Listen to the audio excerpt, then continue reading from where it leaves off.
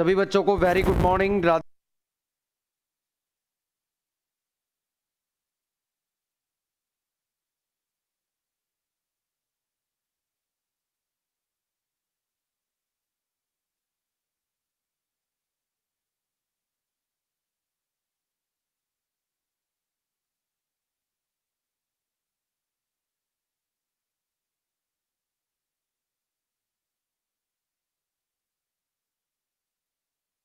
सभी बच्चों को very good morning, Radhe Radhe, जय श्री कृष्णा। बेटा कैसे आप सभी लोग? उम्मीद और आशा करता हूं कि काफी अच्छे होंगे। देखो, अपन ने लास्ट क्लास के अंदर डिस्कस किया था कि जो gradient of a scalar field है, यानी अदिश क्षेत्र की प्रवणता, जो मैंने आपको समझाई भी थी कि किस तरीके से स्केलर फंक्शन ऑपरेट होता है, उसके बाद हमें वेक्टर क्वांटिटी मिलती है। अब हमें इसका मैथमेटिकल एनालिसिस करके बताना है कि हमें इसे गणितीय रूप में कैसे ड्राइव करेंगे। ठीक है, तो हेडिंग डाल दीजिए ऊपर ही ऊपर, गणितीय विश्लेषण।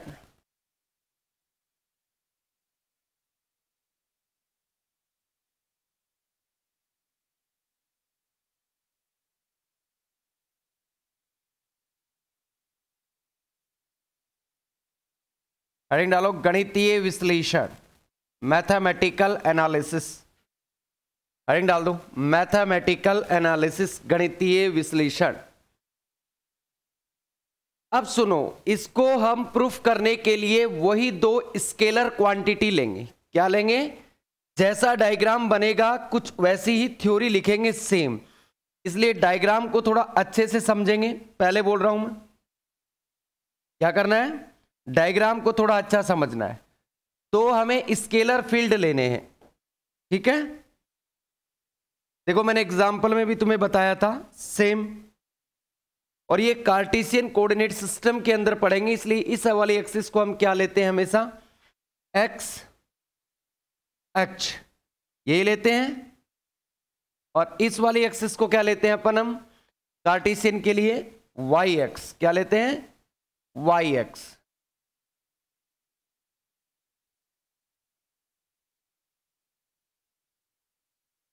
वाई एक्स, बात समझ में आई? देखो, जो थ्योरी लिखेंगे वही डायग्राम के अकॉर्डिंग लिखेंगे, पहले बोल रहा हूं। ठीक है, यहां पे अपने को क्या लेना है बेटा?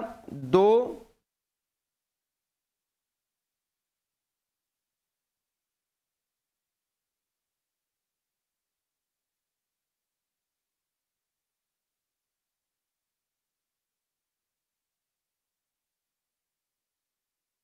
एक तो ये हो गया, ठीक है।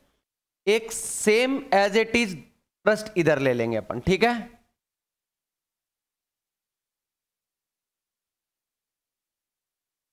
दूसरा पृष्ठ हमने ये ले लिया। तो ये क्या थे हमने, जब हमने स्केलर फील्ड ऑफ ग्रेडियंट पढ़ा था, यानी स्केलर फील्ड पढ़े थे, तो मैंने दो एग्जांपल बताए थे जिसके ऊपर पोटेंशियल सेम होता है। हम उन्हें क्या बोलते हैं? Equi potential surface. जिनके ऊपर विभव क्या होता है? समान, सभी पूरे पृष्ठ के ऊपर। तो हमने दो पृष्ठ लिए हैं। अब पृष्ठ लिए हैं तो मैंने पहले पृष्ठ का नामकरण कर दिया S1 और दूसरे पृष्ठ का नामकरण कर दिया S2। तो आप जब थ्योरी लिखोगे तो थ्योरी को रटना नहीं है। क्या लिया आपने? दो पृष्ठ, तो लिखोगे माना दो। और कौन से पृष्ठ हैं? सम अदिश या सम विभव पृष्ठ, ऐसे पृष्ठ जिन पे विभव समान हो, यानी टू स्केलर फील्ड या फिर टू इक्वी पोटेंशियल सरफेस, जिनका नामकरण क्या कर दिया गया? S1 और S2। इसके ऊपर एक पॉइंट P है। क्या? एक पॉइंट P। और इस पॉइंट P को यदि मैं कनेक्ट कर दूं ओरिजिन से, ये ओरिजिन है, तो आपको पता है बिंदु को ओरिजिन से मिलाने वाला सदिश क्या कहलाता है हमारा? किसी बिंदु को मूल बिंदु से, यानी किसी भी पॉइंट को ओरिजिन से कनेक्ट करने वाला वेक्टर क्या कहलाता है? स्थिति सदिश। तो ये कौन सा वेक्टर होगा बेटा? आर वेक्टर, जिसे हम क्या बोलते हैं? स्थिति सदिश। स्थिति सदिश।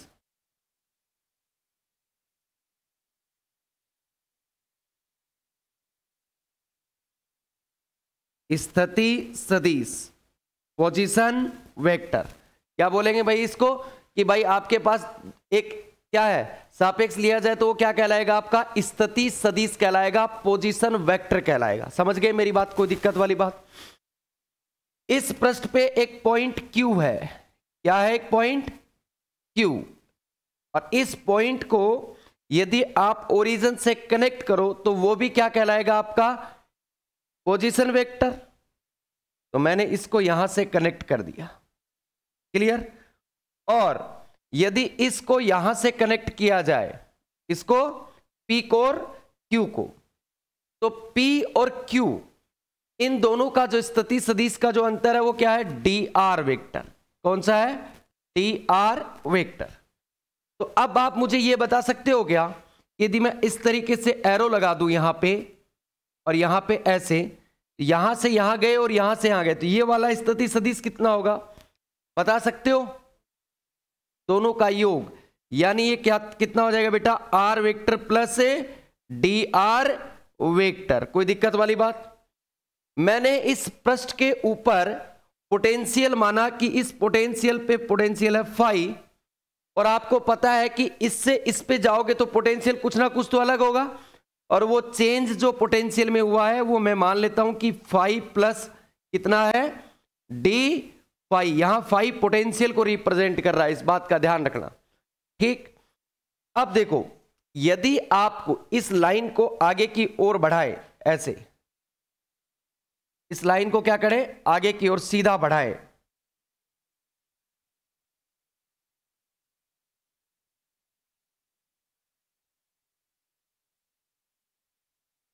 ठीक है, इस लाइन को ऊपर की ओर बढ़ाए और यहां पे पॉइंट क्या आएगा, R।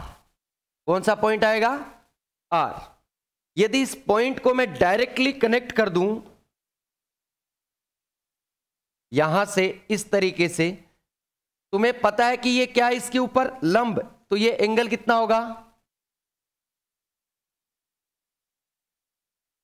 कितना एंगल होगा, 90 डिग्री। कितना एंगल होगा, ध्यान पूर्वक समझना रहे पूरे डायग्राम को, 90 डिग्री। क्लियर है, यहां तक कोई दिक्कत वाली बात? अब ये जो P से जो R वाला है, ये किसको बता रहा है, ये जो चेंज है, दूरी में चेंज है, वो किसको बता रहा है, dn को। n से दिखा रहा हूं मैंने वहां लिखा भी था ना, n क्या है, दूरी। अब आपको पता है जैसे R लेते हो तो उसका यूनिट वेक्टर होता है r कैप, x लेते हो तो उसका यूनिट वेक्टर होता है x कैप या i cap. Same as it is, ये R लिया हुआ है तो इसका यूनिट, n लिया हुआ तो इसका यूनिट वेक्टर कितना होगा बेटा, n कैप। इसे हम क्या बोलते हैं अपन, एकांक सदिश, यूनिट वेक्टर। क्या बोलते हैं हम इसे, एकांक सदिश यानी यूनिट वेक्टर, यूनिट वेक्टर। बताओ कोई दिक्कत वाली बात, यहां तक किसी भी प्रकार की कोई दिक्कत हो तो बताओ, नहीं है? इस डायग्राम को जो अपन ने बनाया है ना, सेम थ्योरी लिखेंगे, रटोगे तो याद नहीं रहेगी, डायग्राम को समझोगे तो डायग्राम में एज इट। थ्योरी ऊपर नीचे हो सकती है, बट ऐसा नहीं है कि वो थ्योरी बदल ही जाएगी, थ्योरी वो की वो रहेगी, सेम इसके ऊपर लिखनी है। जैसे मैं अभी लिखवाऊंगा तुम्हें 1 मिनट में याद हो जाएगी। डायग्राम में कोई दिक्कत है तो बताओ, अदरवाइज आप क्या करो, इस डायग्राम को पहले बनाओ अच्छी तरीके से। एक काम करो, डायग्राम को रुक जाओ एक बार बनाना, पहले थ्योरी लिखो थोड़ा सा, ठीक है, उसके बाद बनाओ डायग्राम, ठीक है, समझ में भी आ जाएगा साथ साथ में। लिखो, माना दो सम अदिश, माना दो सम अदिश या सम विभव पृष्ठ, सम अदिश या सम विभव पृष्ठ S1 व S2 हैं। आपने माना ही तो है, ये क्या है, दो पृष्ठ है S1 और S2, और कैसे है ये, सम विभव या फिर सम अदिश पृष्ठ, ठीक है। पहली लाइन यही थ्योरी के अनुसार है, लिखो यहां S1 व S2, यहां S1 व S2 पृष्ठ पर अदिश राशि, पृष्ठ पर अदिश राशि क्रमशः फाई व फाई प्लस डी फाई है। फाई वह फाई प्लस डी फाई है। चलो कोई दिक्कत वाली बता, S1 पे फाई और S2 पे फाई प्लस डी फाई, ये लिखा। अब लिखो आगे वाली लाइन, लिखो यहां पृष्ठ S1 पर, यहां पृष्ठ S1 पर स्थित बिंदु P का, बिंदु P का मूल बिंदु के सापेक्ष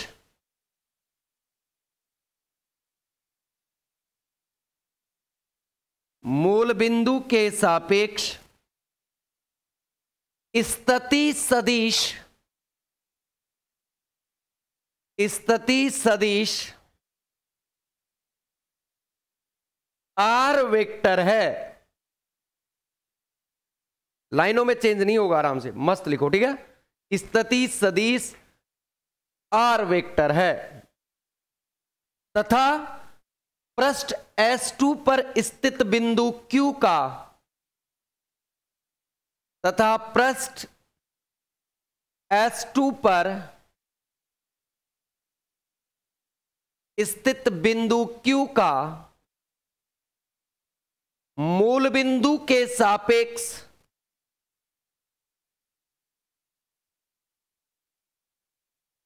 मूल बिंदु के सापेक्ष स्थिति सदिश, स्थिति सदिश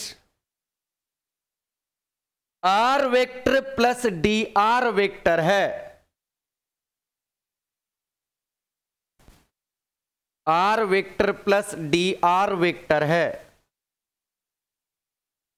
अब मुझे बताओ Q का P के सापेक्ष या P का Q के सापेक्ष कितना है?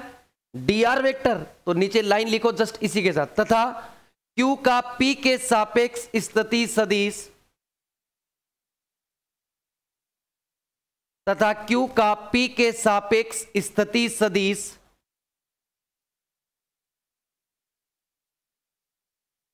तथा Q का P के सापेक्ष स्थिति सदिश डी आर वेक्टर है। डी आर वेक्टर है।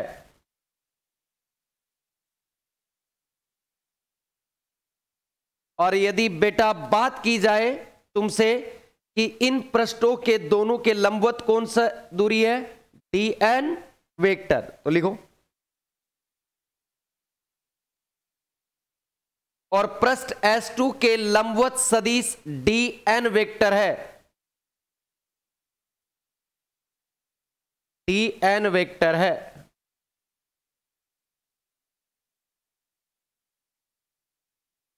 अब इसकी दिशा में एकांक सदिश कितना है? एन कैप, तो लिखो इसकी दिशा में एकांक सदिश एन कैप है।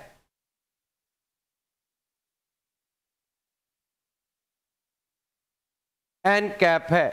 एक काम करो बेटा, डायग्राम बनाओ, बताओ और कोई दिक्कत है तो। नहीं, इंग्लिश मीडियम वाला लिखो फटाफट, पहले थ्योरी, डायग्राम मत बनाना, पहले थ्योरी लिखो। सपोज S1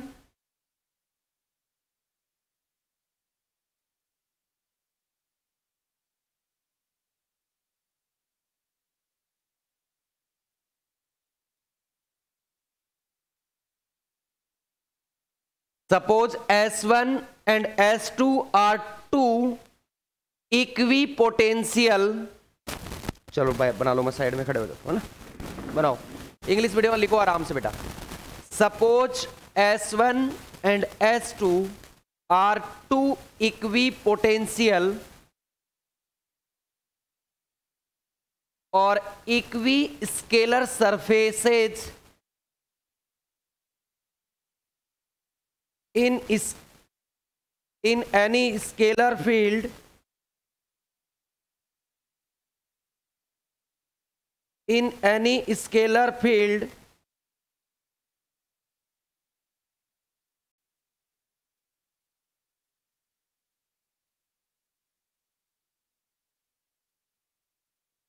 full stop लिखो। Here scalar quantity are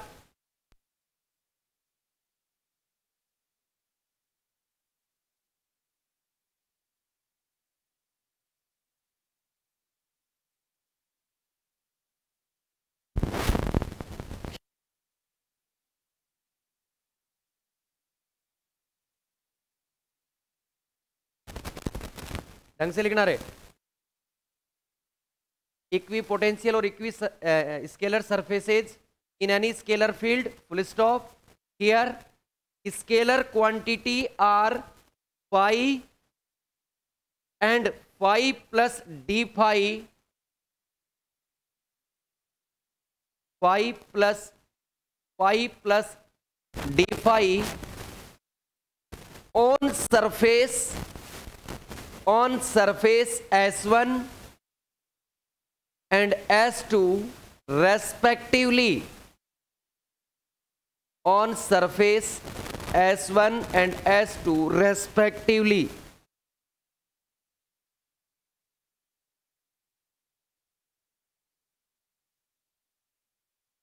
Respectively,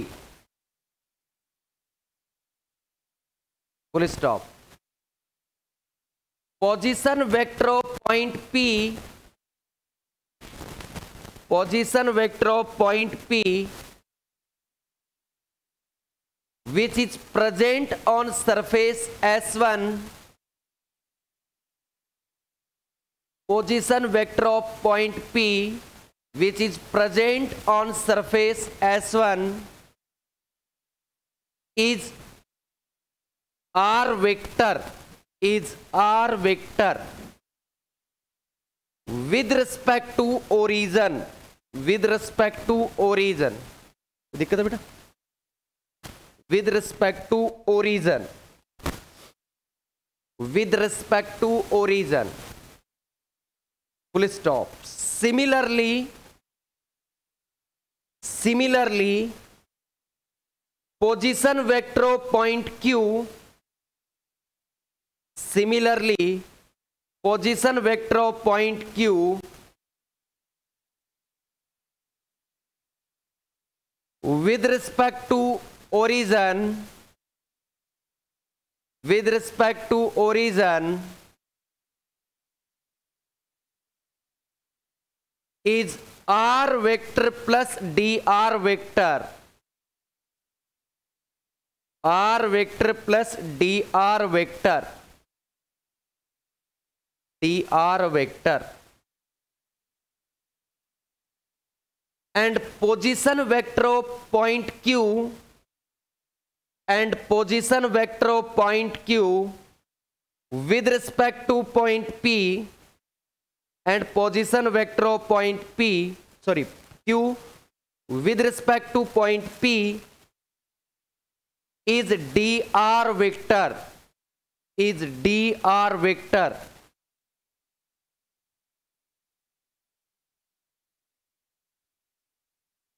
Full stop. Here change in scalar quantity, here change in scalar quantity is d phi. Here change in scalar quantity is d phi from S1 to S2, from S1 to S2, S1 to S2, and normal vector to S1 surface, and normal vector to S1 surface is dn vector, and normal vector to S1 surface is dn vector,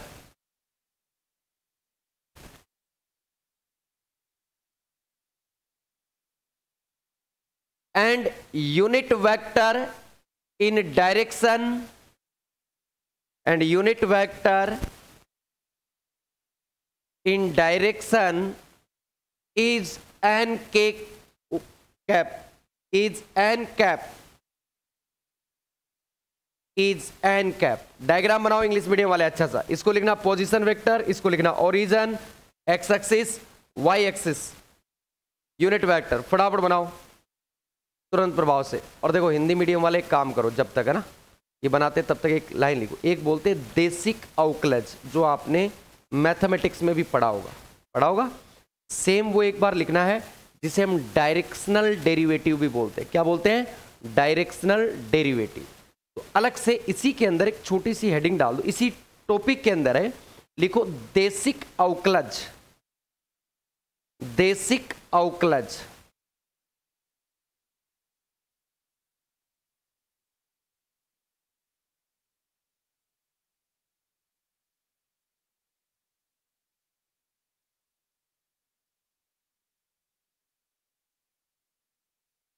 वही है कि आपको पता है यहां से यहां जाने में दूरी के साथ जो सदिश के अनुदिश अधिकतम परिवर्तन होगा वो देसिक अवकलज कहलाएगा। लिखो डायरेक्शनल डेरिवेटिव बोलते हैं इसको, हिंदी मीडियम में लिखो।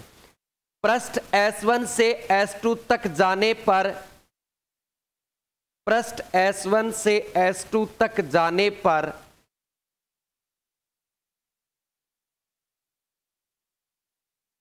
S1 से S2 तक जाने पर अदिश राशि में दूरी के साथ, अदिश राशि में दूरी के साथ, अदिश राशि में दूरी के साथ किसी सदिश के अनुदिश, किसी सदिश के अनुदिश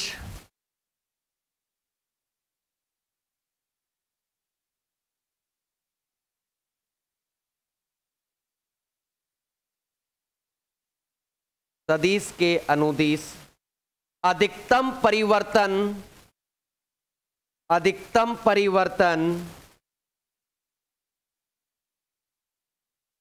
अधिकतम परिवर्तन देसिक अवकलज कहलाता है।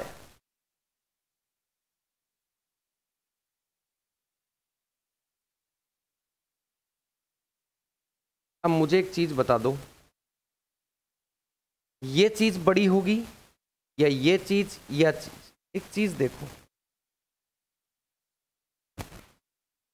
ये दो पृष्ठ है, ठीक है, ये दो पृष्ठ है, इसमें एक तो ये चीज है, एक ये चीज है, एक ये चीज है। अब यहां से यहां दूरी, मान लो यहां पे कोई अपनी जो स्केलर क्वांटिटी वो क्या है? डेल फाई है। अब इसका दूरी के सापेक्ष चेंज अधिकतम होना चाहिए। अब इस क्वांटिटी को मैक्सिमम करने के लिए आप यहां क्या चीज लोगे?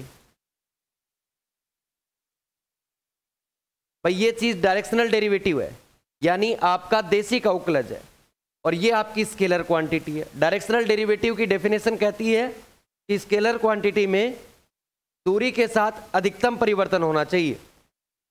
मैक्सिमम चेंज कब आएगा? ये जब ये मिनिमम होगा। अब ये मिनिमम कौन सा है? ये दूरी dn है। तो आप ये पृष्ठों में ये दूरी ज्यादा है या ये दूरी ज्यादा है या ये परपेंडिकुलर दूरी ज्यादा है? ऊपर वाली ज्यादा है, फिर उससे ये, और फिर ये सबसे कम। इसको यदि यहां नीचे लिखोगे तो डायरेक्शनल डेरिवेटिव में क्या आएगा? Maximum change. तो यदि आप d5 में dn का भाग लगाओगे तो यही तो परपेंडिकुलर है सीधा, तो ये दूरी सबसे कम हुई, ये ज्यादा, ये ज्यादा, ये ज्यादा, तो ये सबसे कम है। इसका मतलब डायरेक्शनल डेरिवेटिव में दूरी कौन सी का भाग लगेगा? dn का। तब हमें क्या मिल जाएगा? मैक्सिमम।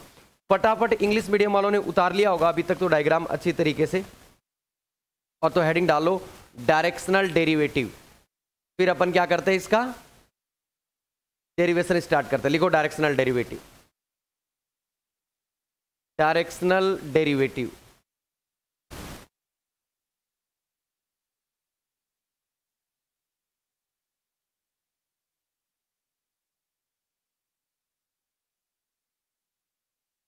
डायरेक्शनल डेरिवेटिव लिखो maximum change in scalar quantity,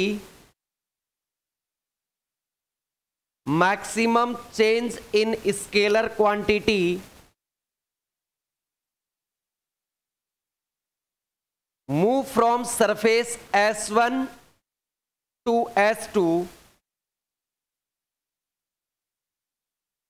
move from S1 surface to S2 surface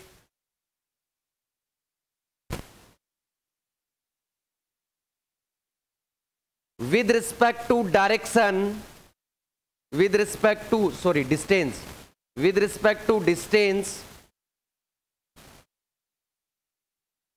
with respect to distance, with respect to distance,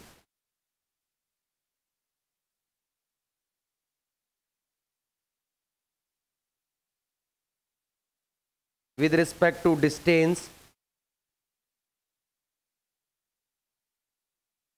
is called directional derivative, is called directional derivative.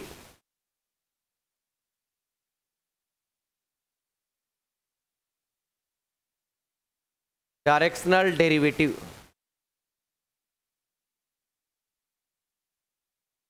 ठीक है, आ जाओ अब एक बार board पे आ जाओ बेटा, फिर अपना डेरिवेशन स्टार्ट हो जाएगा। डेरिवेशन में एक ही चीज है, जो बच्चा डेरिवेशन को थ्योरी को समझा वो आराम से डेरिवेशन करता जाएगा, अदरवाइज प्रॉब्लम क्रिएट होती भी जाएगी।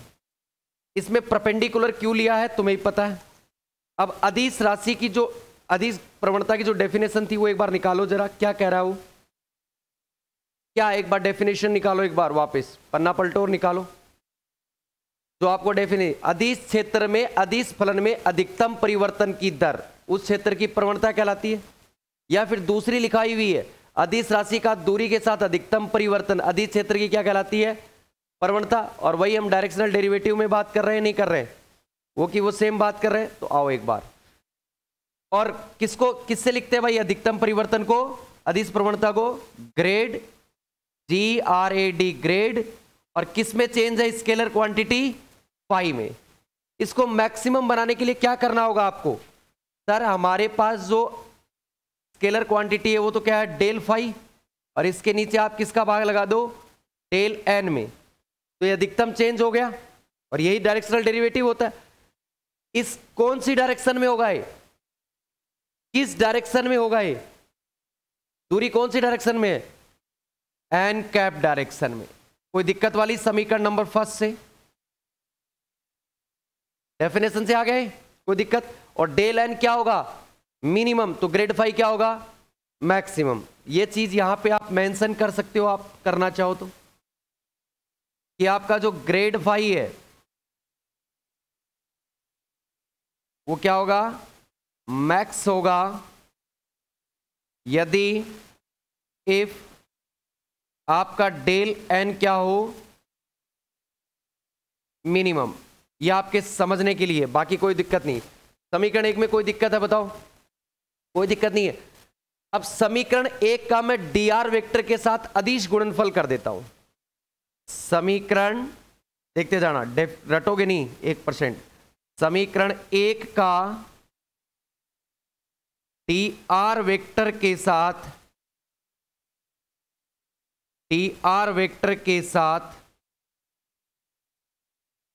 अदिश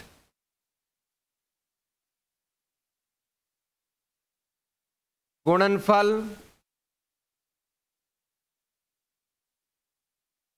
करने पर taking scalar product of equation number first with dr vector. समझ गए मेरी बात, लिखवाऊंगा इंग्लिश मीडियम वालों को। यानी आपको क्या करना है, ग्रेड फाई का क्या करना है, dot product GRAD grad phi और dot dr vector, dot product कर दिया। दूसरी साइड करो, दूसरी साइड क्या चल रहा है बेटा, डेल फाई और डेल एन और एन कैप और डॉट dr वेक्टर। मैंने क्या लिख दिया इसको, dot product. Clear. Equation number 2, कोई दिक्कत वाली बात है तो बताओ यहां तक।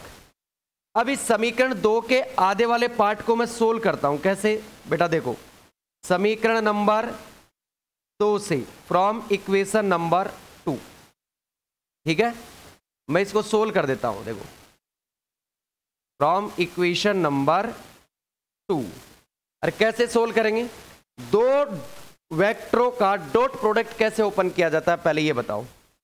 एन कैप है और डॉट dr वेक्टर है, इन दोनों का प्रोडक्ट ओपन करें तो कैसे करेंगे, एन कैप और डी आर, और साथ में क्या आएगा, कॉस थीटा। अब आपको पता है कि एन कैप यूनिट वेक्टर है और यूनिट वेक्टर का मैग्नीट्यूड ऑलवेज क्या होता है, एक। इसमें भी कोई घबराने वाली बात मुझे नहीं लगती है। तो आपको यहां से क्या पता चला कि सर, यहां से हमें एक चीज पता चल गई कि एन कैप और डॉट डी आर वेक्टर को आप क्या लिख सकते हो, डी आर कॉस थीटा लिख सकते हो, नहीं लिख सकते। Equation number 3। अब इसको ज्योमेट्री बनाएंगे। अब ज्योमेट्री कैसे बनाएंगे, आओ ढंग से देखना। ये पॉइंट क्या है, P डायग्राम में ज्यामिति से मैं लिख देता हूं, फ्रॉम ज्योमेट्री से, ज्यामिति से, फ्रॉम ज्योमेट्री।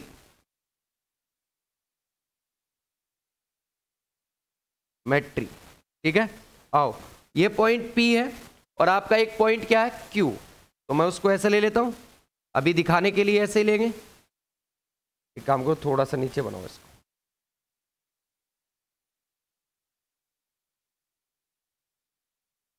देखो ये पॉइंट P और ये पॉइंट Q, इससे परपेंडिकुलर एक डला हुआ है, क्या आपका डला हुआ है, नहीं डला हुआ, अरे मैं बना रहा हूं, बस थोड़ा सा ध्यान से बनाना इसको। देखो पॉइंट P और पॉइंट Q, ये परपेंडिकुलर नहीं है पर आपको लग रहा होगा ऐसे परपेंडिकुलर, और दिखाना चाहो ना तो कुछ ऐसे दिखा दो फिर इसको, आप कंफ्यूज हो रहे हो तो, ठीक है, थोड़ा अलग दिखा दो, ठीक है। पॉइंट P, ठीक, और इसके ऊपर क्या है, ये पॉइंट, ये वाली कौन सा है, ये R है कि नहीं है। अब आपको लग नहीं रहा होगा पर ये एंगल क्या है, 90 डिग्री है आपका। कौन सा एंगल, ये R वाला क्या है, 90 डिग्री, इसलिए बनाने के तौर पे मैं वैसे बना रहा था, समझ गए होंगे। ये कितना है, dn, दूरी थी ना ये, इसको मैं क्या लिख दूंगा, मैग्नीट्यूड में, क्योंकि हमेशा आप जब काम में लोगे ज्योमेट्री में मैग्नीट्यूड काम में लोगे ना। इधर क्या था ये, dr वेक्टर का मैग्नीट्यूड, कुछ यही था। यहां से कोस थीटा की वैल्यू निकालो आप फटाफट। और ये एंगल कितना था रे, एंगल थीटा है एक एंगल, और किस किस के बिटवीन एंगल थीटा, एक बार डायग्राम चेक करो, निकालो डायग्राम। बनाया नहीं, दिखाया नहीं, दिखाया थीटा एंगल नहीं दिखाया ना। ये एंगल क्या है, थीटा, क्यों, यही तो चेंज होगा धीरे धीरे धीरे करके, परपेंडिकुलर हो जाएगा 90, समझ गए मेरी बात। तो इसको थीटा दिखा लो।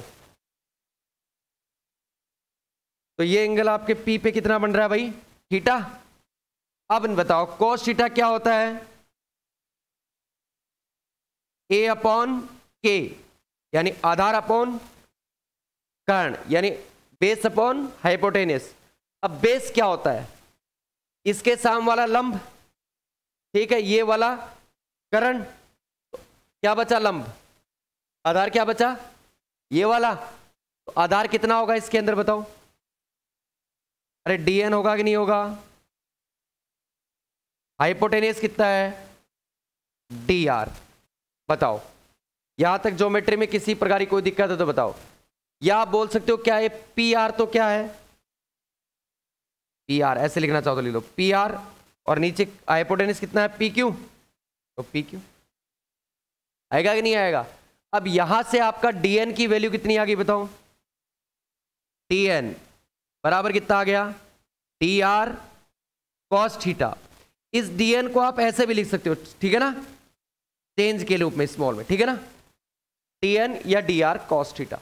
तो आप इक्वेशन नंबर, इसको कितना दोगे रे, 3 आ गया ना, ये कितना आ जाएगा, इक्वेशन नंबर 4।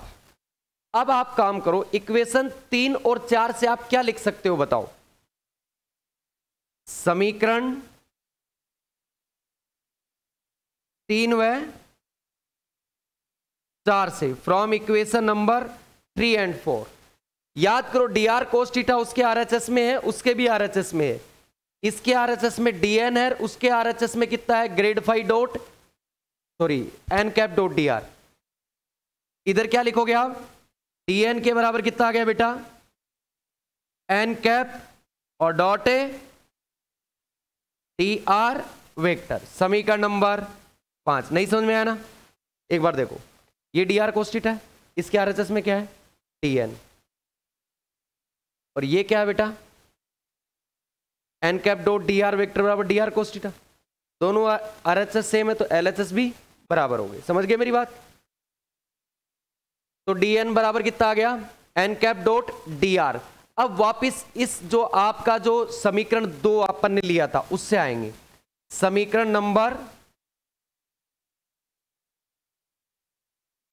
नंबर 2 व 3 से, फ्रॉम इक्वेशन नंबर 2 एंड 3।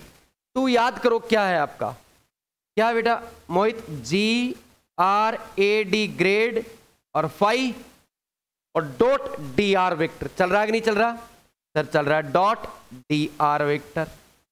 आगे क्या है उसके अंदर, उसके अंदर चल रहा है डी 5, क्या चल रहा है, डी 5 डी एन, और साथ में उसके क्या है याद करो, नहीं नहीं नहीं नहीं नहीं, साथ में देखो उसके अंदर क्या चल रहा है, उसमें चल रहा है N cap dot D R. देखो जरा एक बार, यहां चल रहा है N cap dot D R, समीकरण 2 की बात कर रहा हूं बेटा, N cap dot D R. अब N cap dot D R की जगह क्या लिख सकते हो आप,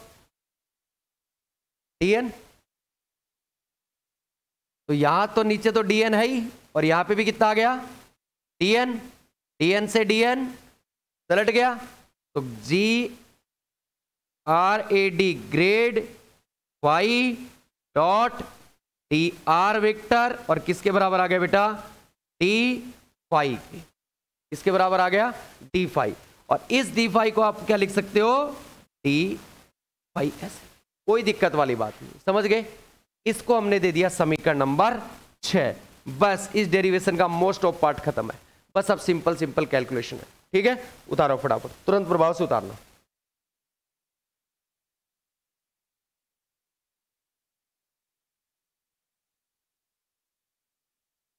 लिखो यार, इंग्लिश मीडियम वाले लिख लेना, इस लाइन को पहले लिख लो, तब बता देना मेरे को।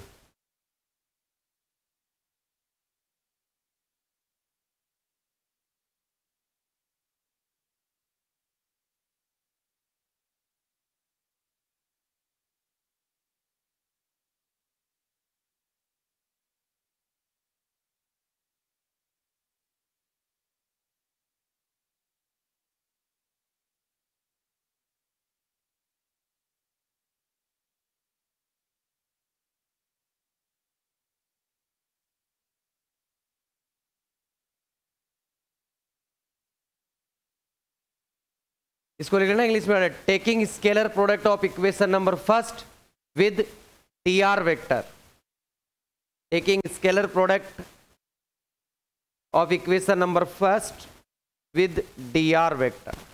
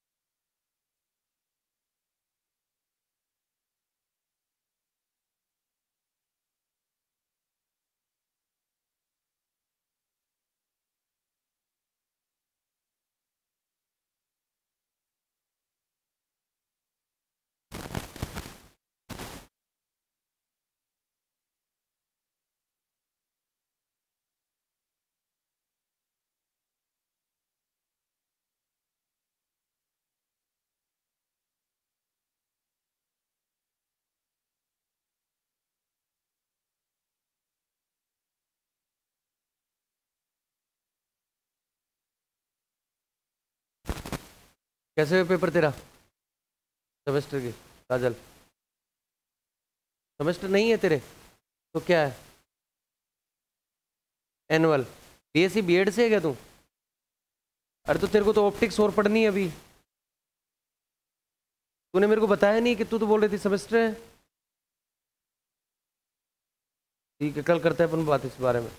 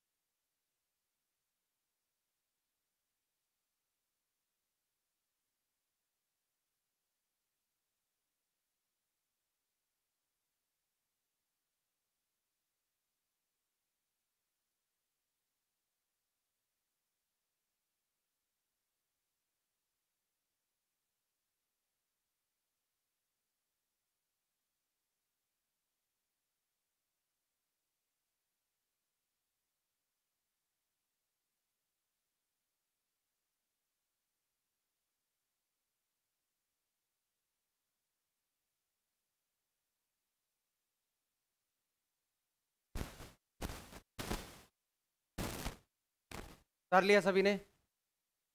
अब एक काम करते हैं, देखो इससे आगे का डेरिवेशन करेंगे, कल की हो नहीं पाएगा बड़ा डेरिवेशन, ठीक है? कल और भी बच्चे आ जाएंगे ना तब। अब कंटिन्यू आप रेगुलर 7:15 आओगे, ठीक है ना? 7:15 पे, ठीक है? एग्जैक्टली डेली आप 7:15 ठीक? आज के लिए राधे राधे, जय श्री कृष्ण।